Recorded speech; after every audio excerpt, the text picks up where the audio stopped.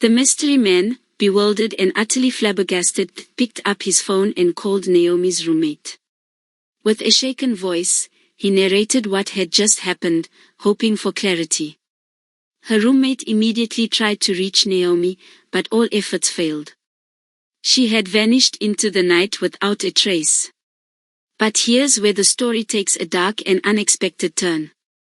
The man, who went by the name Mr. Judas, was no ordinary stranger.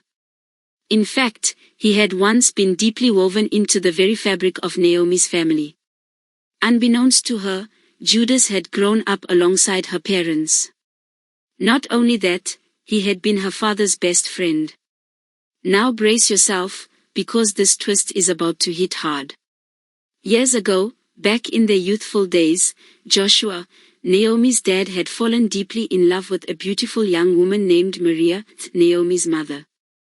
But being shy and unsure of himself, Joshua confided in his best friend, Judas, to approach her on his behalf. What Joshua didn't expect was betrayal. Instead of passing along the message of love, Judas took advantage of the opportunity. He approached Maria and professed his own feelings.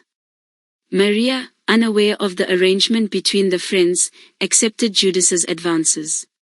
He strung Joshua along, claiming he was still in talks with Maria, while secretly building a romantic relationship with her behind his back.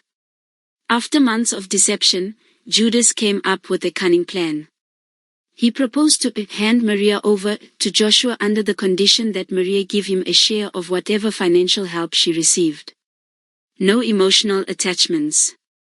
No talk of marriage. Just business. And if Maria broke the rules, he'd make her regret it. Maria, desperate and orphaned, had grown up in an unloving home with guardians who barely showed her affection. The promise of money and a way out seemed like a lifeline. She agreed. A meeting was arranged. Joshua met Maria, and sparks flew. It wasn't long before they started dating, and Judas kept collecting his cut from the shadows. But something unexpected happened. Maria fell in love. Joshua's kindness, his generosity, his unwavering affection, it melted her heart. She decided to end the twisted deal. Judas was furious. He threatened to ruin everything. He started spreading lies, trying to turn Joshua against Maria. But Joshua's love was unwavering. He ignored the rumors and even asked Maria to marry him. Judas, still pretending to be a friend, agreed to be the best man, but he wasn't done scheming. He visited Maria's guardians and spun a tale of deceit.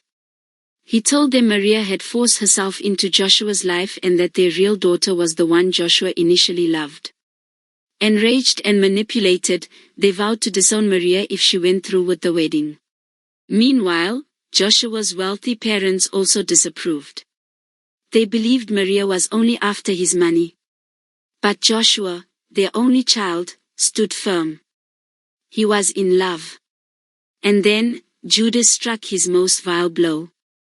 Claiming he wanted to congratulate her, he visited Maria at home and forced himself on her. Traumatized and terrified, Maria didn't know who to turn to. With her wedding days away, she kept the assault a secret. Weeks later, when she realized she might be pregnant, she considered terminating the pregnancy but changed her mind. She chose to keep the baby. The wedding went on, flawless, luxurious, unforgettable. Dignitaries, politicians, and business tycoons filled the seats. Judas stood beside Joshua as his best man, hiding the darkest secret of all. 9 months later, Maria gave birth to a beautiful baby girl, Naomi. Judas, sensing the weight of that truth, fled the country under the guise of career advancement. Maria and Joshua never had another child. Naomi became their world. Years passed. Judas occasionally returned to the country, running into Maria and Joshua but never meeting Naomi, who was always away at school. Maria kept Naomi's photo hidden, but fate had its own plan. During one such visit, While Joshua briefly stepped out, Judas asked Maria a simple question, "Are you happy?" Maria smiled and said, "Yes. Joshua and I are living the life you and I once imagined." That answer rekindled Judas's jealousy. Before leaving the country, he gave a group of thugs Joshua's location and instructed them to rough him up, but not kill him. Their attack coincided with the day Joshua was supposed to pick Naomi up from school. The beating was brutal. Witnesses rushed him to the hospital. But it was too late. Joshua died from his injuries, never knowing the full truth. So, you guessed right. Naomi had unknowingly slept with her biological father. Tragically, after the encounter, pieces of the puzzle began to fall into place. And once the full realization hit her, she ran out in a frenzy, shaken to her core. Even though part of her still doubted the truth of her conclusion, she couldn't bring herself to dig deeper. She wasn't ready to find out if it was real or not. Looking back, everything suddenly made sense. It explained why her paternal grandparents had always kept her at arm's length. Why her maternal guardians were absent from her life. Why her mother was disowned. And most of all, why she had always felt like a lone ranger, unclaimed, misunderstood, and unloved.